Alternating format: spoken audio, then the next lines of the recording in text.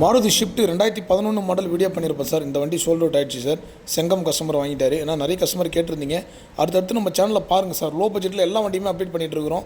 இன்றைக்கி கூட 3 வண்டி சோல்ட் அவுட் பண்ணியிருக்கோம். அபிகார்ஸை பொறுத்த வரைக்கும் வெளி மார்க்கெட்டை விட 40,000 to 50,000 கம்மியாக தான் எல்லாருக்குமே கொடுத்துட்ருக்கோம் சார். இப்போதைக்கு ஸ்டாக் அந்த வண்டி இல்லை. இதுக்கப்புறம் வண்டி வருதுங்க சார். நாளைக்கு கூட 2 வண்டி வருது. நாளைக்கு காலையில் நான் வீடியோ போடுறேன் பாருங்கள். நன்றி, வணக்கம் சார். தேங்க்யூ.